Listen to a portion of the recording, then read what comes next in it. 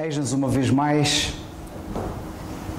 espero eu, e oro nesse sentido, diante do Senhor. Eu tenho dito muitas vezes que não importa quem prega. Alguns até me perguntam, porquê é que não pregas mais vezes? E eu digo, não importa quem prega. O que importa é que o Senhor fale. E a minha oração nesta manhã é que o Senhor fale. Lucas 2, versículo 25.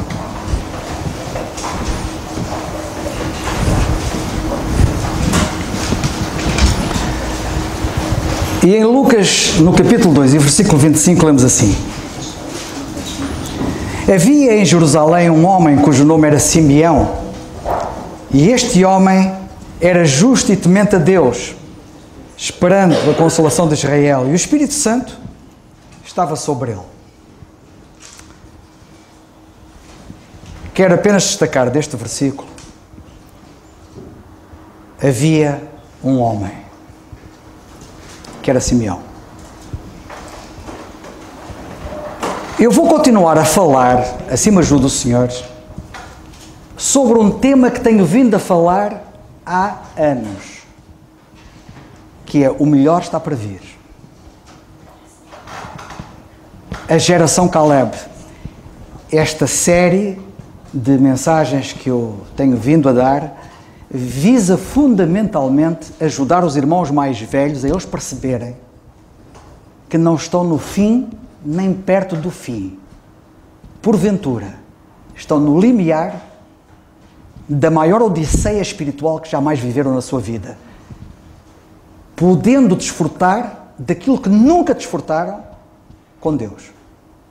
É este o objetivo e, naturalmente, se é assim para os mais velhos, também é assim para os mais novos. Isto foi classificado como sendo a geração Caleb, o melhor está para vir. E a última mensagem que eu dei sobre isto foi no dia 1 de maio deste ano, que está no site da igreja, gravada. Simeão, havia um homem. Depois disso, eu fiz um interregno, pois na segunda e na terceira mensagem depois dessa, eu falei, porque achei na altura que devia fazê-lo, sobre uma coisa chamada coisas que diferem. E certamente que se lembram de como é que a Bíblia deve ser interpretada, compreendida, e a importância das palavras homófonas, homógrafas, etc. Não vou repetir isso. Mas foram duas mensagens sob o título Coisas que Diferem. Na semana passada, esta semana, porque hoje começa uma nova semana. Na semana passada, agora que acabou, na quarta-feira, tivemos o nosso estudo bíblico. E no nosso estudo bíblico, na quarta-feira passada, nós falamos sobre a igreja de Laodiceia. E tentamos perceber a igreja de Laodiceia, que Paulo refere em Colossenses, e a igreja de Laodiceia que João escreve em Apocalipse. Houve um crente que está no estrangeiro, que entrou em contacto comigo, colocando algumas dúvidas e algumas questões sobre aquilo que ouviu no estudo bíblico de quarta-feira. Eu procurei ajudá-lo a ele perceber bem aquilo que foi dito.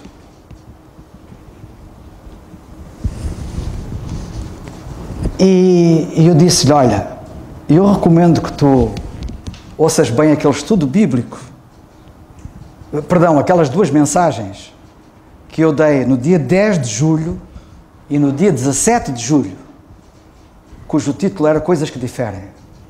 E talvez se tu ouvires isso, talvez vais perceber aquilo que agora estás com alguma dificuldade em perceber.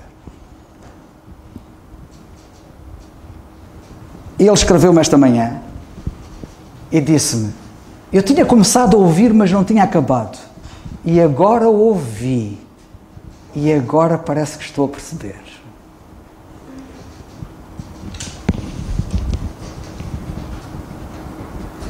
Foi no dia 1 de maio que eu falei sobre Simeão. Querem um conselho da minha parte? Peguem no site da igreja na internet e ouçam essa mensagem outra vez. Eu tive que ouvi-la outra vez. E fui eu que preguei. E disse assim: epá, isto é mesmo importante. E já me tinha esquecido e fui eu que falei. E eu recomendo que ouçam outra vez. Dessa última vez, eu falei, se vocês se lembram, e porventura já podem não se lembrar, da síndrome Peter Pan. A síndrome do homem que nunca cresce. E este tem sido um problema ao longo da história com os crentes. Não crescem. Ficam meninos. A Bíblia fala acerca disso. Quero que vocês saibam que ninguém nasce adulto na fé. Nem na fé, nem na vida física. A Bogomila está à espera de bebê. Ele é provável que nasça hoje. Não esperem que... E parece que é rapaz e vai se chamar Timóteo. Não esperem que vá sair dali um homem grande. Ele vai ter que crescer. Espiritualmente também. E há muitos que se esquecem disso. E podem ficar meninos para sempre. Não sejam como Peter Pan. Não se admirem de vos estar a falar de haver meninos na igreja. Não se admirem do apóstolo Paulo escrever aos Coríntios e disse: eu não vos pude falar com... Falei-vos como a meninos. Porque sois meninos. Por outras palavras. Quando o próprio Senhor Jesus Cristo, quando cá estava na terra, um dia, falando a uma grande audiência, disse, isso está na outra mensagem, mas a quem assemelharei esta geração? Disse ele. Reparem o Senhor a falar para a geração dos dias dele. A quem é que eu vou assemelhar esta geração? É semelhante aos meninos que se assentam nas praças e clamam aos seus companheiros. A geração do Senhor Jesus Cristo era uma geração de meninos. Parecia um jardim de infância. Mas sabem que as coisas mais tarde não mudaram. Porque a igreja em Corinto era um jardim de infância. E as coisas, passados 20 séculos, não mudaram. A maior parte dos crentes continua meninos e não crescem. E eu quero-vos falar acerca disto.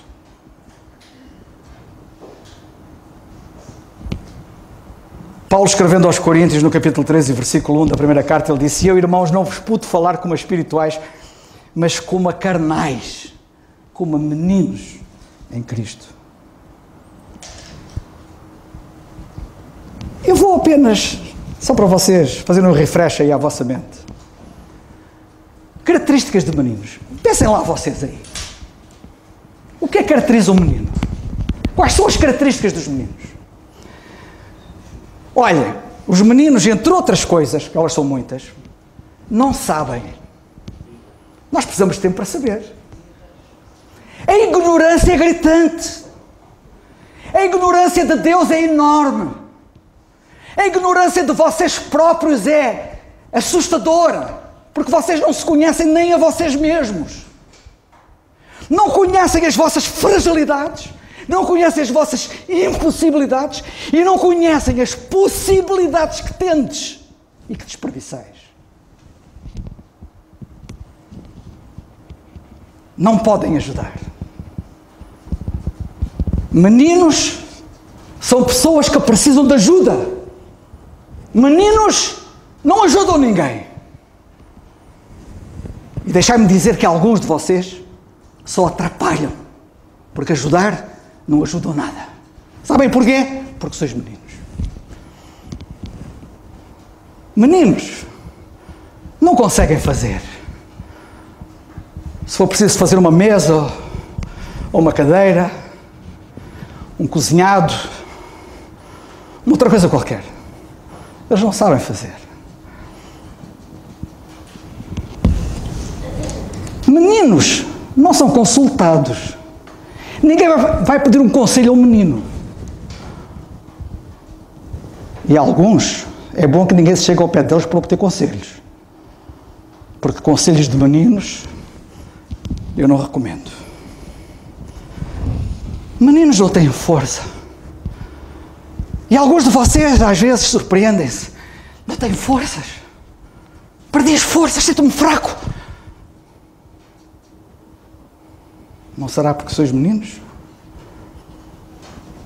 Não podem guiar. Coitados daqueles que são guiados por meninos. São de pequena estatura. Nós precisamos de homens e de mulheres de envergadura. São frágeis. Os meninos são frágeis. São indefesos. Qualquer coisa que lhes acerte, vão logo abaixo. Os vigorosos conhecem um boneco que havia aqui há uns anos atrás, que era o Zé sempre em pé, pimba, e ele sempre em pé. Não se apercebem do perigo. Os meninos é gritante aquilo. Eles são capazes de sair daqui disparados e atravessar a rua, não se apercebendo do perigo de vir um carro e atropelá-los e matá-los. E há alguns que são meninos espiritualmente e não têm a noção do que estão a fazer. Eu até me arrepio por atitudes que tomam, por decisões que tomam, por coisas que fazem. Os meninos gostam de ser o centro das atenções. Quando eu vejo alguém a querer ser o centro das atenções, começo-me a arrepiar. Porque estou perante um menino. Os meninos querem ser o centro das atenções. Gostam de ser o centro das atenções. Que Deus nos livre disso.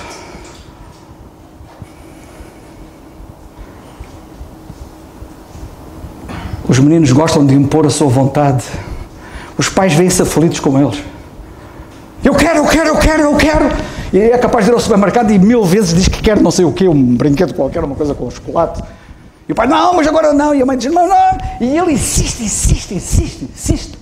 Eu não preciso de vos ensinar que são meninos. Mas é assim que nós somos. Queremos ser o centro das atenções. Somos peritos em ser autocomiseradores. Queremos que as pessoas tenham pena de nós próprios. Coitadinho de mim. E ninguém tem pena de mim. Ninguém repara em mim.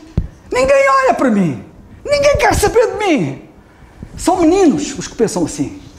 Porque vivem na autocomiseração. E querem impor a vontade. A vontade deles acima de tudo. E outra coisa que eles fazem birra. Os meninos fazem birra. E eu conheço muitos assim. Que fazem birra. E fazem beicinho. Bem, eu podia ficar aqui o resto do tempo a falar acerca disto. Na última mensagem que eu dei sobre este assunto, que foi no dia 1 de maio deste ano, eu terminei mais ou menos com estas palavras. Com as palavras do apóstolo Paulo a Timóteo, quando o apóstolo Paulo disse a Timóteo, mas tu, ó homem de Deus. Sabem como é que isto começa? Estamos a falar de Simeão. Havia um homem. Nós precisamos de homens. Homens e mulheres, entenda-se. Timóteo era um jovem.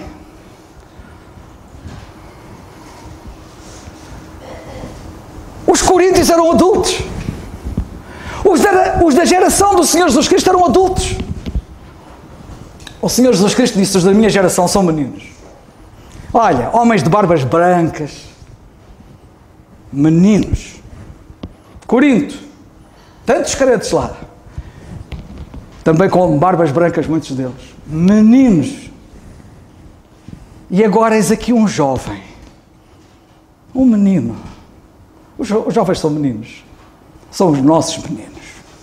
Gosto muito deles. Eles são ouro.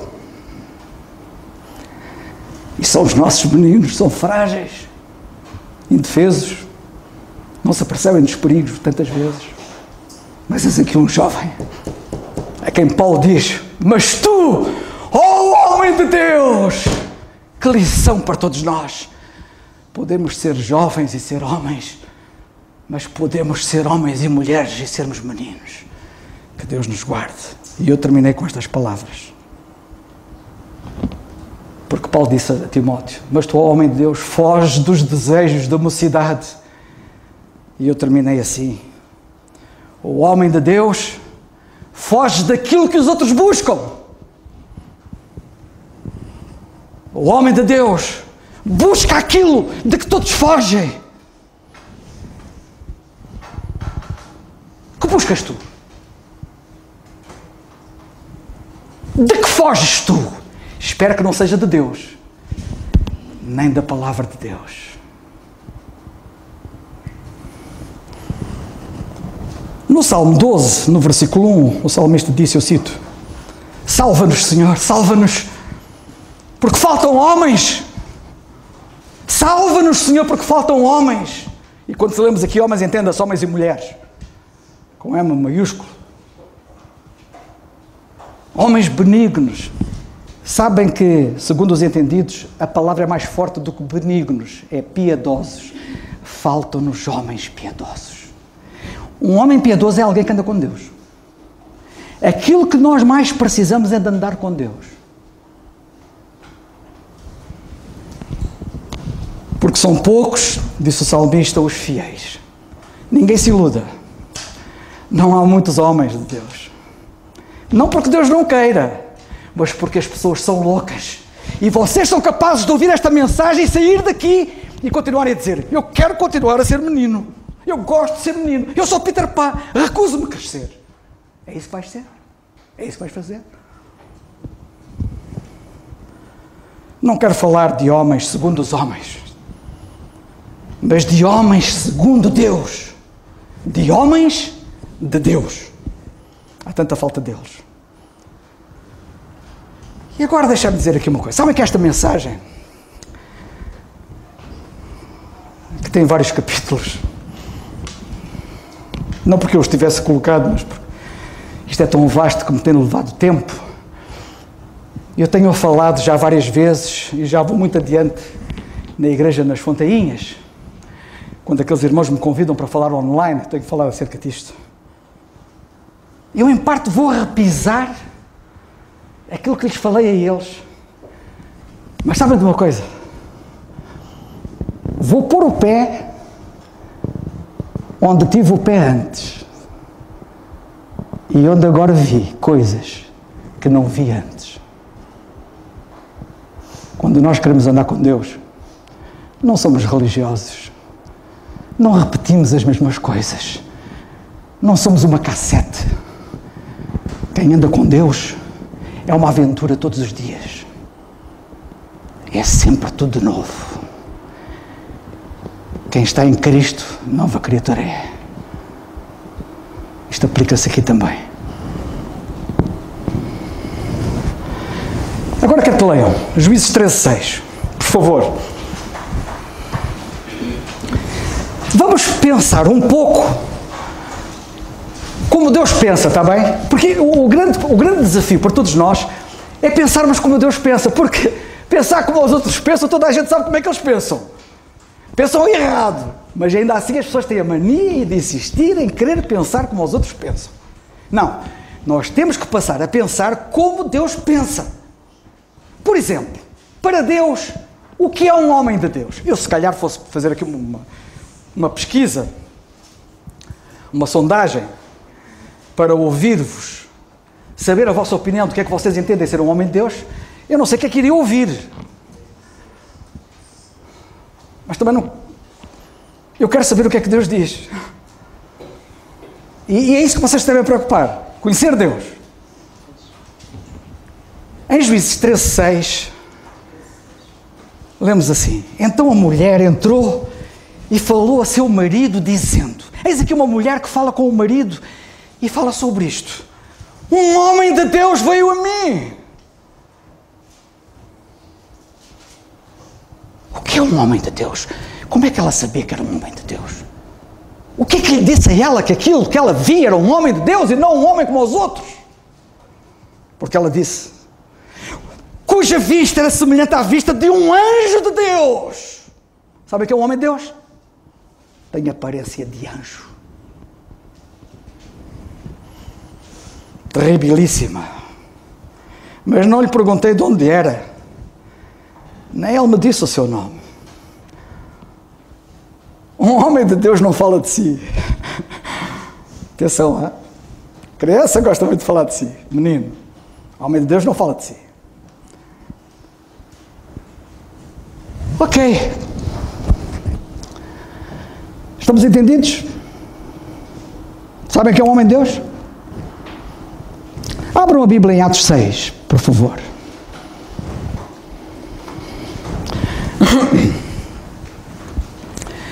Porque alguém pode estar a pensar que se calhar o autor do livro dos Juízes se calhar enganou-se. Ele disse aquilo, mas seria mesmo assim? Um homem de Deus é assim? Aparência de anjo? Bem, em Atos do capítulo 6 e versículo 15, lemos assim acerca de Estevão. Então todos que estavam assentados no conselho, fixando os olhos nele, em Estevão, viram o seu rosto como o rosto de um anjo. Estão a ver o que é um homem de Deus?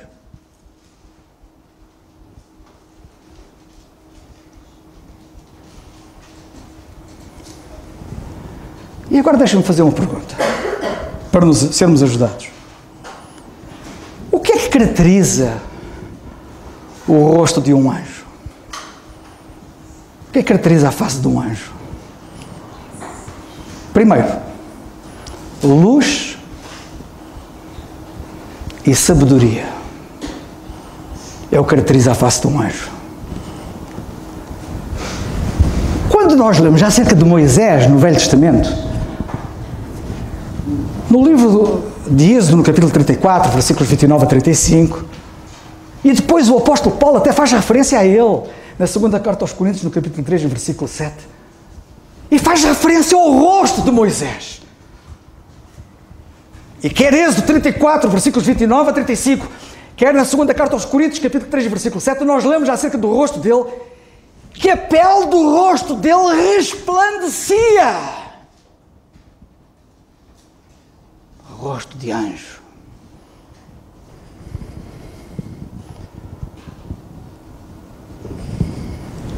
Quando é que isso aconteceu? Que eu me lembro, quando ele vinha naquele, aquilo onde a mãe me meteu, na arca. Quando ele foi metido na arca de juncos, e era menino ainda, bebezinho, que eu saiba, nunca li que o rosto dele fosse a resplandecer. Quando ele foi levado pela mãe para o criar, também nunca lemos que o rosto dele tenha resplandecido. Quando ele foi para Faraó, lá para o palácio, não me recordo de alguma vez ter lido na Bíblia que o rosto dele tenha resplandecido. Sabem quando é que a Bíblia diz que o rosto dele resplandeceu? Foi depois dele estar na presença de Deus. Que é isso que nós precisamos e que parece que não queremos. Quando ele foi ao Monte Sinai receber as tábuas da lei, e esteve ali 40 dias e 40 noites, na presença de Deus, quando ele saiu de lá, o povo nem conseguia olhar para a cara dele, porque resplandecia. Por que ele ficou assim? Por andar com Deus. Quando andamos com Deus, ficamos assim.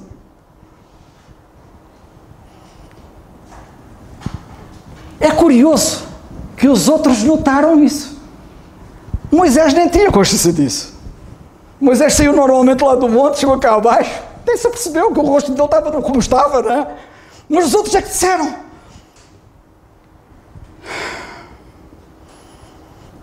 Os próprios nem têm a noção do impacto de andarem com Deus. Deus é luz.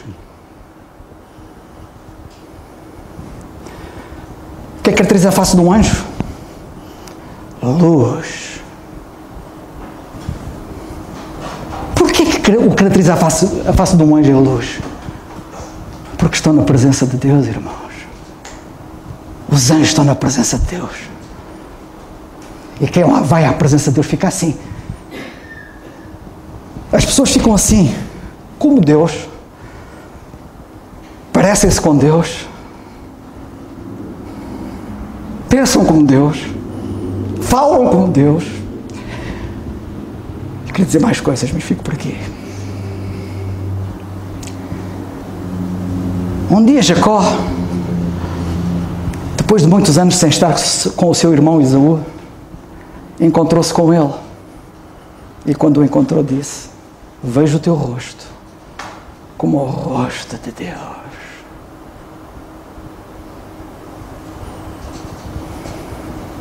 O que é que Esaú tinha feito para o rosto dele ser como o rosto de Deus?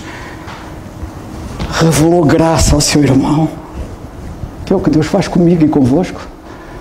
E quando nós revelamos graça aos outros, nós somos como Deus. Mas alguns de vocês querem revelar juízo aos outros, querem ralhar com os outros, discutir com os outros, sei lá fazer o que aos outros. Atenção, hein? O primeiro homicídio que está na Bíblia foi um irmão que matou outro irmão. E alguns, às vezes, vontade não lhes falta de enganar o outro. Mas Esaú revelou graça. Podia ficar aqui todo o tempo a falar disto. Deus é luz, as pessoas ficam assim como Deus quando andam com Ele, parecem-se com Ele.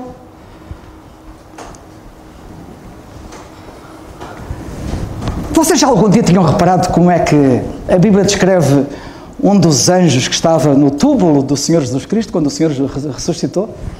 Em Mateus, no capítulo 28 e versículo 3, lemos assim: o seu aspecto era como um relâmpago e as suas vestes brancas como a neve. Estão a ver como é que é um anjo? Estão a ver o aspecto dele? Eles andam com Deus. Sabe o que é que o Senhor Jesus Cristo um dia disse? E lemos em Mateus, no capítulo 18 e versículo 10.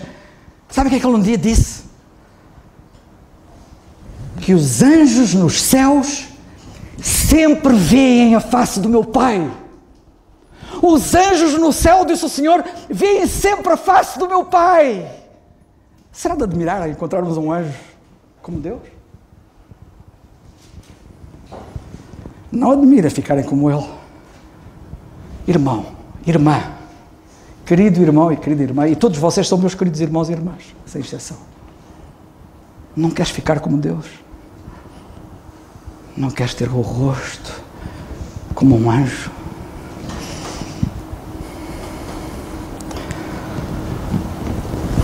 Vamos olhar outra vez para Estevão, ok? Como é que eles viram o rosto dele? Como o rosto de um anjo. Porquê? Já vimos que é o rosto de um anjo, não é? No capítulo 7 de Atos, versículos 54 a 60, lemos assim: e ouvindo eles isto, enfureciam-se em seus corações, porque ele estava a pregar àquela gente, não é? E eles não estavam a gostar da mensagem. Eu não sei se algum de vocês gosta da mensagem que eu estou a pregar ou não. Também não estou preocupado. Também se me apedrejarem, não sou melhor que Estevão. Mas eu espero que vocês sejam mais sensatos do que aquela audiência que ele estava. Enfureciam-se em seus corações e ranziam os dentes contra ele. Mas ele... Dá bem atenção. Ele respondeu, ele reagiu. Ele estava focado no sítio certo. Ele, estando cheio do Espírito Santo, fixando os olhos no céu, viu a glória de Deus e Jesus. Onde é que ele tinha o rosto? Onde é que ele tinha os olhos?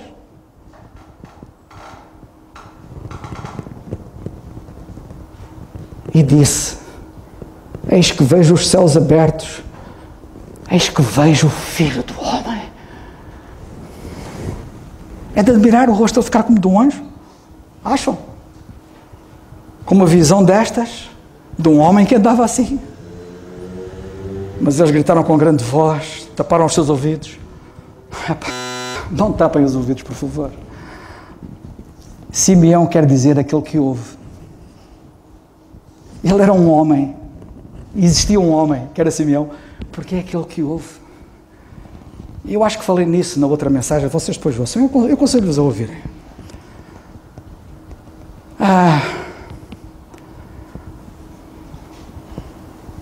Arremeteram unânimes contra ele, quando deviam beijá-lo, abraçá-lo, acarinhá-lo.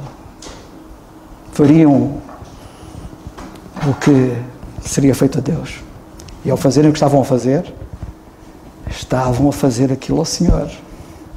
Esta inimizade, esta rebeldia era contra Deus. Estive com fome, não me deste de comer. Estive com sede, não me deste de beber. Estive nu, não me vestistes. Na prisão, não me visitastes. Quando é que tu estiveste assim e nós não fizemos isso? Dir-lhe um dia, ele disse: se eu não fizestes um destes meus pequenos irmãos, a mim não fizestes. Expulsando da cidade o apedrejavam, e as testemunhas depuseram os seus vestidos aos pés de um mancebo chamado Saulo, e apedrejaram a Estevão, que em invocação dizia: Senhor Jesus, sempre com os olhos nele. Sempre com os olhos nele. Mesmo perante as pedras. Mesmo perante as pedradas. Sempre com os olhos lá no sítio certo. Nada o demoveu disto. Faz-me lembrar o Senhor Jesus Cristo, que a Bíblia diz a uma certa altura que ele pôs o seu rosto como um seixo virado para Jerusalém. Nada o demoveu disto. Ele decidiu isto e nada o demoveu disto. E pondo-se de joelhos, clamou com grande voz: Senhor, não lhes imputes este pecado. E tendo dito isto, adormeceu. Não há raiva,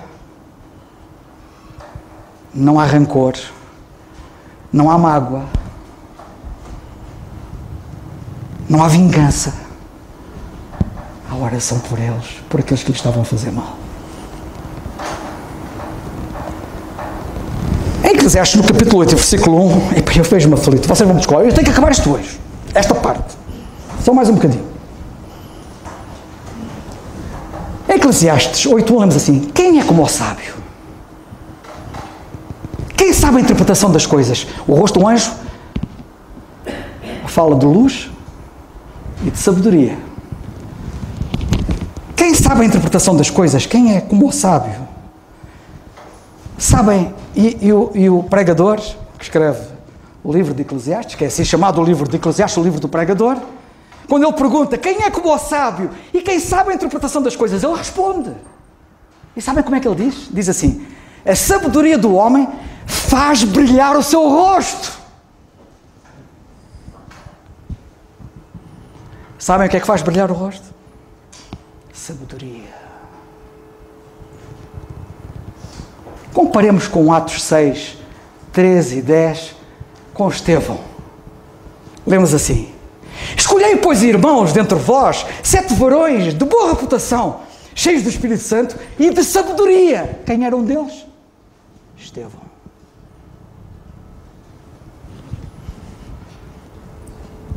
Quando ele pregava aquela gente toda, e eles todos contra ele, a Bíblia diz assim: não podiam resistir à sabedoria e ao espírito com que falava. Não conseguiam resistir à sabedoria. Homem sábio, rosto de anjo. Depois vemos fervor e veemência. Não podiam resistir à sabedoria e ao espírito. Isto fala de fervor, de veemência. Deixa-me dizer uma coisa muito importante. Quem anda com Deus fala com entusiasmo. Não é um religioso. Não está ali a papaguear uma coisa qualquer.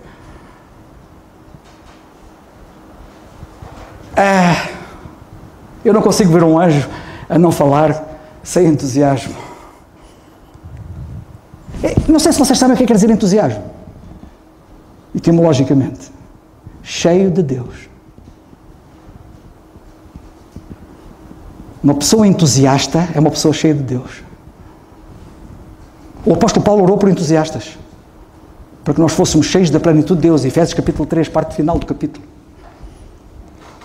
Assim estava o Estevão, do qual nós lemos no versículo 5 do capítulo 6, este parecer contentou toda a multidão e elegeram Estevão, um homem cheio de fé e do Espírito Santo, um homem cheio do Espírito, cheio de Deus, etc. E o versículo 8 diz: Estevão, cheio de fé e de poder, fazia prodígios e grandes sinais entre o povo. Poder. Outra característica de um anjo. Perdão, é de um anjo, sim, mas de um homem de Deus.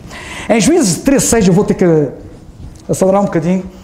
Então a mulher entrou e falou ao seu marido, dizendo: um homem de Deus, cuja vista era semelhante à vista de um anjo de Deus, terribilíssima.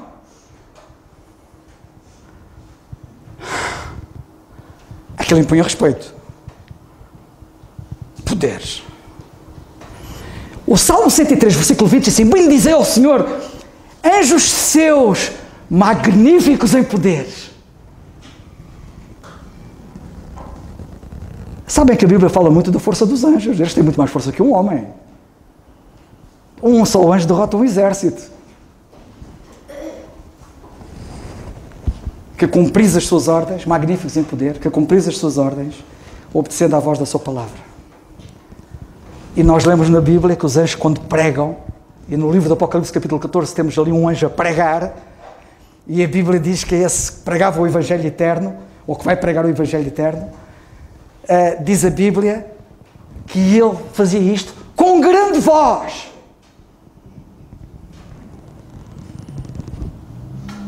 E dizia ele: temei a Deus e dá-lhe glória. Ouviram a mensagem de David? Vão ouvi-la outra vez. Ouçam a mensagem de David outra vez sobre o que é o temor de Deus. Eu arrepio-me quando vejo alguns que são tão levianos que levam isto a brincar. Temei a Deus, dá-lhe glória. Porque alguns esquecem-se disto. É vinda a hora do seu juízo.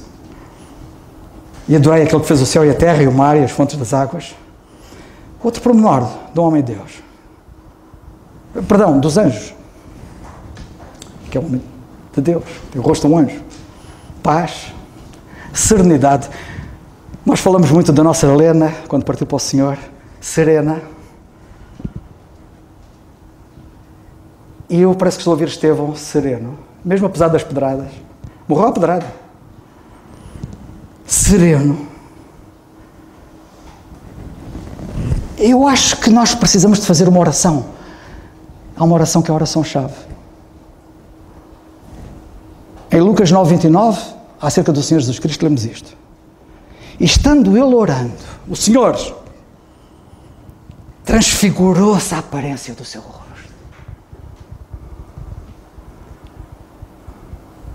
Porquê que a aparência do seu rosto se transfigurou quando ele estava orando?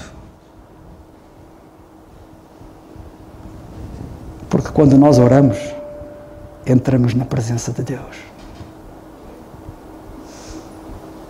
Eu sei que alguns de vocês não entram na presença de Deus quando oram, sabem porquê? Porque vocês não oram, vocês rezam. E rezar não é orar.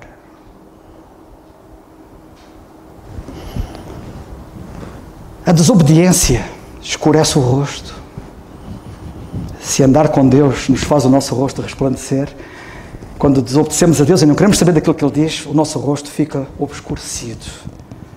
Em Lamentações, e não é por acaso que é no livro de Lamentações, é mesmo um lamento que temos que fazer.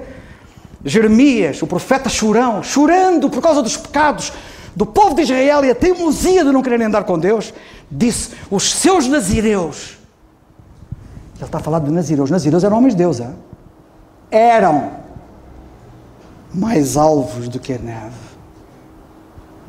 E eu espero que Deus não tenha que chegar ao pé de alguns de nós, eu estou incluído, e diga assim: tu, Carlos, eras, mas o que é que tu és agora? Em que é que te transformaste?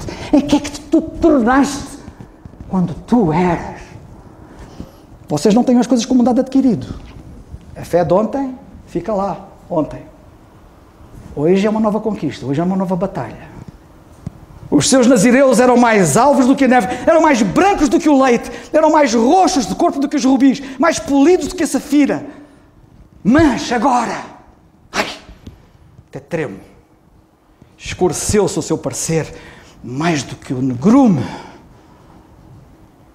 Não se conhecem nas ruas, a sua pele se lhes pegou aos ossos, secou-se, tornou-se como um pau. Parecem zombies. cadáveres só com pele e osso. Os demónios são anjos caídos, mas são anjos. Sabiam que os demónios são anjos? Que se rebelaram, caídos. Eles também antes resplandeciam, mas agora estão em trevas, sem luz. Judas diz: os anjos que não guardaram o seu principado, mas deixaram a sua própria habitação, reservou na escuridão, e agora vivem na escuridão. Sem Deus, longe de Deus, porque só há luz na presença de Deus. E Pedro refere mesmo, eu não vou repetir, na segunda carta de Pedro 2,4, podem ler outra vez, Deus nas trevas e na escuridão. Cadeias de escuridão. Sabe qual é o meu receio? É que alguns estejam na escuridão de modo que já estão agrilhoados, estão presos em cadeias. E eu quero ir lá libertá-los. Eu não, o Senhor. E é difícil, mas é possível. Para os homens, não para os demónios.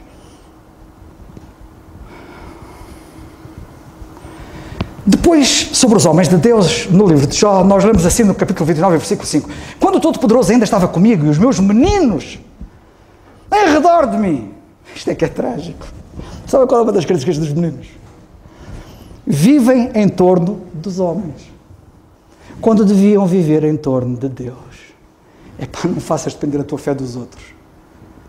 Pode ser um homem de Deus, pode ser uma pessoa fantástica. Depende do Senhor. E é assim, os meninos estão em torno de homens, de personalidades, e não em torno de Deus. O apóstolo Paulo escreve aos Efésios no capítulo 4 e diz que não sejamos mais meninos, inconstantes. O menino é inconstante. Agora quer isto, já não quer. Já quer aquilo, já não quer. Já quer não sei o quê. Constante. Assim, são muitos crentes. A gente olha para a vida deles espiritualmente, são inconstantes.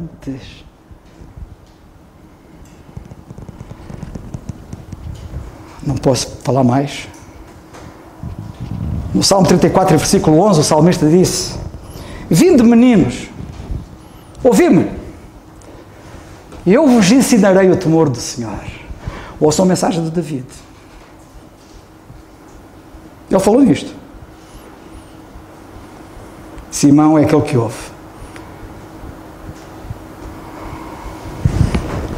No primeiro livro de Samuel, capítulo 9, versículo 8, nós lemos também do homem de Deus, ali naquele caso. A mulher diz assim: o moço tornou a responder a Saul, aqui não, é o moço em relação a Saul. O moço tornou a responder a Saul e disse: eis que ainda se acha na minha mão um quarto de um ciclo de prata, o qual darei ao homem de Deus. Para quê? Para que nos mostre o caminho. O homem de Deus mostra o caminho. O homem de Deus sabe qual é o caminho. E ele mostra o caminho. O caminho é este. Vocês não vão por outro caminho. Ela até pode reluzir, pode estar cravado de pedras preciosas. Não vão por esse. O caminho é este. Pode ser o caminho das pedras. Pode ser o caminho das pedras, como Estevão. Mas é esse o caminho. No primeiro livro dos Reis, nós lemos: o altar se fendeu e a cinza se derramou, no capítulo 13, versículo 5, do altar, segundo o sinal que o homem de Deus apontara pela palavra do Senhor. O homem de Deus aponta pela palavra do Senhor. Não aponta da sua cabeça. Aponta pela palavra do Senhor. E agora cheguei ao fim. Em último lugar, hoje, no primeiro livro dos Reis, capítulo 13, versículo 6, lemos assim: então respondeu o rei e disse ao homem de Deus: ora à face do Senhor, ora à face do Senhor teu Deus, e roga por mim, que a minha mão se me restitua. Temos alguém a pedir ao homem de Deus para orar por ele. O homem de Deus, cuidado com ele. Então o homem de Deus orou à face do Senhor e a mão do rei se lhe restituiu. E ficou como dantes. Ficou sarado. O homem de Deus é reconhecido como alguém que é poderoso na oração. Para terminar mesmo, tinha que vos falar de John Knox. John Knox era escocês. Vocês que nunca ouviram falar nele, mas aconselho a que leiam a biografia dele. Ele dizia que um homem com Deus é sempre a maioria. Não se enganem.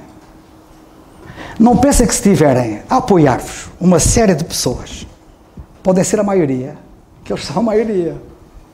O apoio do Senhor é que é a vossa maioria.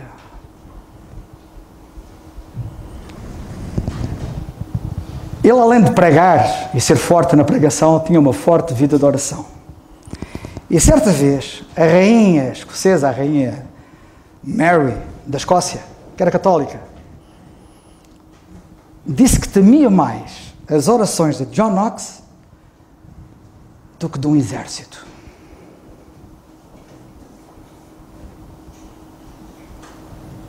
E sabem que a Escócia virou. E foi fruto das orações dele. Uma frase muito conhecida dele, que marcou a existência dele, nas orações dele, é que ele nas orações dizia sempre assim: ó Deus, dá-me a Escócia, senão eu morro. Ó Deus, dá-me a Escócia, senão eu morro. Muita gente ouviu fazer esta oração: Senhor, dá-me a Escócia, senão eu morro. Depois de algum silêncio, voltava à carga: Senhor, dá-me a Escócia, senão eu morro. Ele queria a Escócia porque queria a salvação das almas na Escócia. Uma noite, ele passou toda a noite em oração. O quarto dele fechado. De manhã, era a mãe. Bateu-lhe à porta. Ele abriu a porta, a mãe vinha com a bandeja para lhe trazer o pequeno almoço.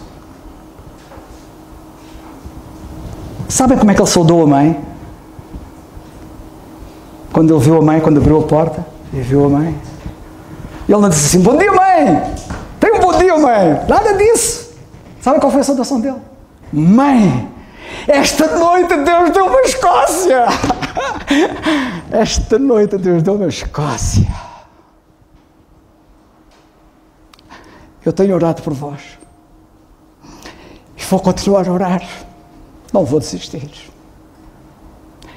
E Deus vai-me dar a minha Escócia. José, vais orar, se faz favor. E terminamos assim: vai, anda aqui à frente, anda cá, anda cá.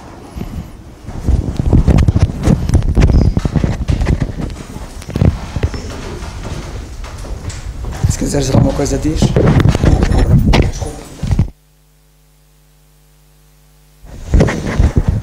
Não vou dizer nada. O que disser pode-se estragar. Acho que é sim pensarmos profundamente naquilo que ouvimos. E vamos orar. Vamos ficar de pé. Senhor nosso Deus e Pai, de facto, Senhor, nós te agradecemos pela tua palavra. Te agradecemos, Senhor, por seres o nosso Deus. Amém. Te agradecemos, Senhor, por sermos teus. Amém. Mas ajuda-nos a ser totalmente teus. Amém.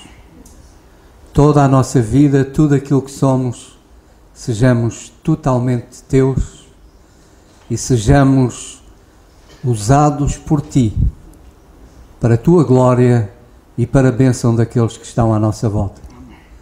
Ajuda-nos a ser verdadeiramente homens e mulheres de Deus.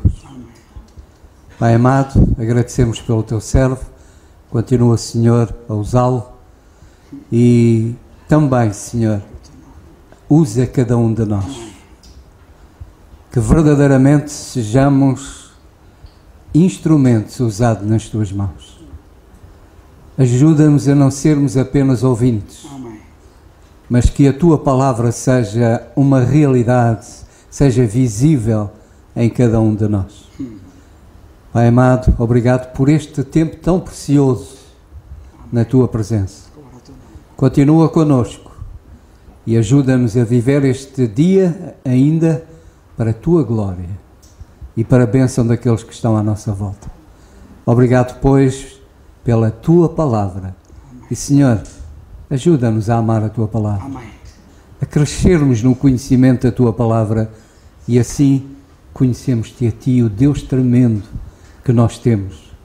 E conhecendo o Deus tremendo que nós temos, então compreendemos que Tu mereces que sejamos totalmente Teus. Amém.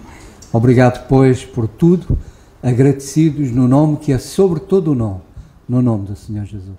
Amém. Amém.